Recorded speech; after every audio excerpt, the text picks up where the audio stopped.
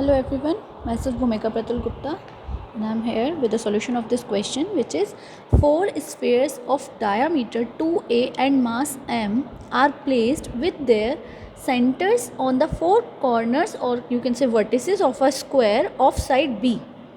Then moment of inertia of the system about an axis about one of the sides of the square is. तो इसमें आपको बस क्या करना है, आपको 4 स्फेयर्स दिए हुए हैं, से ए बी सी डी, जो कि एक स्क्वायर जिसकी की साइड बी है उसके किनारों पर रखे हुए हैं, और स्फेयर्स की जो डायामीटर है वो 2a है, देयरफॉर उनकी रेडियस a हो गई सिर्फ, और इन हर स्फेयर का मास कितना है, कैपिटल M। तो सपोज़ हमको चूँकि आइडेंटिकल हैं तो कोई दिक्कत नहीं, आप about this axis about any of the axis का है, उन्होंने एनी ऑफ द साइड्स कहा है। तो suppose we are considering this side AD, ये हमारे 4 स्फेयर्स हो गए, स्मॉल a रेडियस के और कैपिटल M मास के। तो हमें किसी भी एक साइड के अबाउट पूरे सिस्टम का मोमेंट ऑफ इनर्शिया निकालना है। तो आप देख सकते हैं ये इस एक्सिस के अबाउट हम निकालने वाले हैं। अब धीरे धीरे हम पहले चारों स्फेयर्स के बारे में सोचेंगे। तो देखिए फर्स्ट 2 जो स्फेयर्स हैं ये हमारी एक्सिस ऑफ रोटेशन पर ही लाई कर रहे हैं। तो दिस मीन्स ये दोनों स्फेयर्स को अगर हम रोटेट कराएंगे पूरे सिस्टम को, तो ये दोनों कैसे रोटेट होंगे, बिल्कुल जैसे कि ये अपने डायमीटर के अबाउट रोटेट कर रहे हैं। तो ए और डी के लिए तो बच्चों क्या फॉर्मूला लगेगा, ये वाला लगेगा जो इनके डायमीटर्स के लिए होता है। देखिए moment of inertia of sphere about centre of मास कितना रहता है, ये रहा 2/5 ma²। इसका फॉर्मूला ये होता है ना। अब यूजिंग पैरेलल एक्सिस थ्योरम, अब इन दो की बात करें तो ये जो वैल्यू आ गई आपकी, ये आई ए और आई डी की आ गई है, ये वाली value about diameter centre of मास से पास होने वाली एक्सिस के अबाउट, ये आ गया 2/5 ma²। ये था आई ए और आई डी के लिए। तो ये हो गया आपका आई ए और आई डी, इसकी वैल्यू क्या हो गई आपकी 2/5 ma², इस वाले स्फेयर के लिए और इस वाले स्फेयर के लिए। अब बचे ये दोनों स्फेयर, तो इन दोनों स्फेयर पे हम 1 by 1 theorem of parallel axis लगाएंगे। देखिए इस वाले के लिए अगर देखें तो इसका ICM फॉर्मूला क्या होता है, थ्योरम ऑफ पैरेलल एक्सिस का, सेंटर ऑफ मास से पास होने वाली एक्सिस के अबाउट मोमेंट ऑफ इनर्शिया, और जिस एक्सिस के अबाउट निकालना है उसके बीच का जो सेपरेशन है उसका स्क्वायर इंटू मास। तो हम यही करेंगे। इन दोनों के लिए हम पैरेलल एक्सिस की थ्योरम को यूज़ करते हुए, ये वाले फॉर्मूले को यूज़ करते हुए हम ये अप्लाई करेंगे। तो वो वैल्यू कितनी हो जाएगी आपकी, ICM तो यही रहेगा 2/5 ma², प्लस ये साइड की लेंथ क्या है बच्चों, स्मॉल b, क्योंकि साइड ऑफ द स्क्वायर क्या गिवन है, b, स्मॉल b। ठीक है, तो ये इसकी mx² की जगह क्या हो जाएगा, mb²। तो 2/5 ma² plus mb² will be the value of I capital B and I capital C।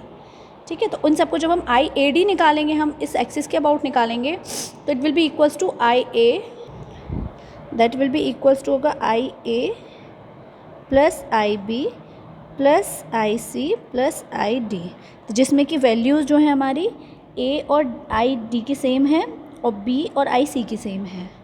तो इनको जब हम सॉल्व करेंगे तो ये देखिए हमने आई ए और आई डी की वैल्यू रखी तो उसका ट्वाइस कर दिया, ये आ गई वैल्यू। इसी तरीके से आई बी और आई बी सेम है तो उनकी वैल्यू रखेंगे तो ट्वाइस कर देंगे, क्योंकि इक्वल वैल्यू से जब आप सॉल्व करेंगे तो you will get this answer. There is also a different case of the same numerical on changing the axis of rotation.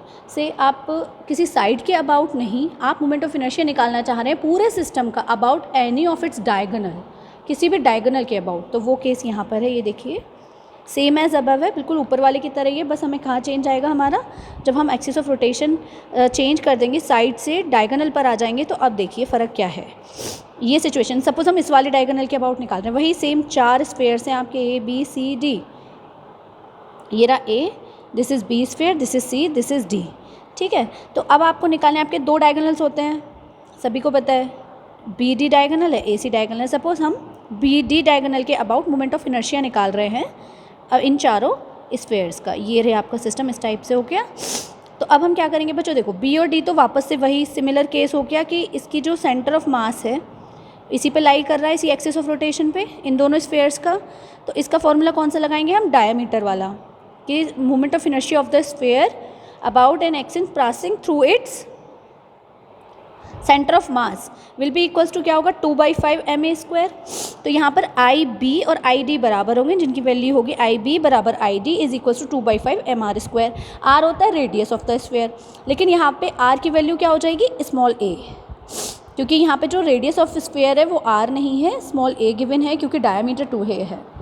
तो ये IB और ID निकल के आ गए। अब बात आती है जो इसमें थोड़ा सा डिफरेंट है वो है A और C की वैल्यू निकालना। तो वो भी कुछ डिफरेंट नहीं है, वही सेम प्रोसेस लगेगा कि थ्योरम ऑफ पैरेलल एक्सिस को हम यूज़ करेंगे यहाँ पर। तो डिस्टेंस यहाँ से काउंट होगा, ये वाला डिस्टेंस काउंट होगा। इस स्फीयर का एक्सिस ऑफ रोटेशन से परपेंडिकुलर डिस्टेंस लेते हैं ना, तो ये वाला डिस्टेंस, और ऐसे इस वाले स्फीयर का भी ये वाला डिस्टेंस, क्योंकि स्क्वायर है तो यहाँ पे क्या है, ये डिस्टेंसेस क्या हैं, सिमिलर रहेंगे। तो इस वाले स्फीयर के लिए अगर हम निकालें, अगर हम इस बड़े को ट्रायंगल की तरह यूज़ करें, तो दिस इज़ बी, तो this will be equals to ये वाली जो साइड ऑफ द ट्रायंगल होगी, this side of the right angle triangle made by A B and C will be b√2 times हो जाती है, लेकिन हमें चाहिए हाफ ऑफ इट्स डिस्टेंस। तो b√2 का हाफ करेंगे, ये देखिए b√2 का हाफ करेंगे तो b/√2 हो जाएगा ये, ठीक है। तो हमें ये डिस्टेंस मिल गया। तो अब तो सिंपल है, बस अब तो वापस से वही करना है। और यही इस वाले C के लिए भी डिस्टेंस यही रहेगा b/√2। तो यहाँ पे B और D के मोमेंट ऑफ इनर्शिया सेम होंगे और A और C के सेम होंगे, ठीक है। तो IB = ID वही 2/5 mr² यानी 2/5 ma²। लेकिन IA और IC क्या हो जाएगा बच्चों, ये और ये अभी बताया था जस्ट, यानी कि अपना वही थ्योरम ऑफ पैरेलल एक्सिस से ICM plus theorem of parallel axis से जितना डिस्टेंस है उसका स्क्वायर इंटू मास। तो ये आ जाएगा आपका ba/√2 का स्क्वायर करेंगे तो b²/2 हो जाएगा, और ये है ये। तो ये हमारा IBD अगर हम टोटल निकालेंगे तो that will be equal to IA + IB + IC + ID। लेकिन यहाँ पे IA और IC एक से हैं तो इनको हमने एक तरफ ले लिया, IB और ID एक से, इनको एक तरफ लिख लिया। एंड IA IC आपस में बराबर है तो इसकी एक वैल्यू का ट्वाइस कर देंगे, और IB और ID बराबर हैं तो उनकी वैल्यूज़ का ट्वाइस कर देंगे। ट्वाइस कॉमन ले लिया, IA की वैल्यू सब्स्टिट्यूट करिए यहाँ पर, देखिए 2/5 ma² + mb²/2 यहाँ से, और यहाँ से देखिए IB, इसकी ID की वैल्यू क्या ली है हमने, IB की, वो ये रही आपकी। IA और IC की सब्स्टिट्यूट करनी है, ये IA और IC की लग गई यहाँ पे वैल्यू, 2IA और 2IB की वैल्यू हम यहाँ से लगा देंगे, ये वाली 2/5 ma²। टोटल सम कर देंगे तो इसके बराबर आ जाएगा, बाहर ट्वाइस है, इसका ट्वाइस कर देंगे, 2 से 2 कैंसिल हो जाएगा तो ये आ गया। तो आप देखेंगे कितना फ़र्क है, सिर्फ इस ट्वाइस का फ़र्क है। जब एक ही सिमिलर केस, जब हमने बस क्या बदल दिया, एक्सिस ऑफ रोटेशन को हमने साइड से डायगोनल पे ले आए, तो कितना फ़र्क आया बेटा, बस इस ट्वाइस का फ़र्क आया है कि अगर साइड के अबाउट है तो यहाँ पर ट्वाइस और आएगा, और साइड के अबाउट नहीं, डायगोनल के अबाउट है तो सिर्फ सिंगल रहेगा, ट्वाइस नहीं आएगा। यानी कि साइड का डायगोनल के मोमेंट ऑफ इनर्शिया से for same situation of spheres कितना होता है, डबल होता है, mb² ज़्यादा होता है। Thank you so much.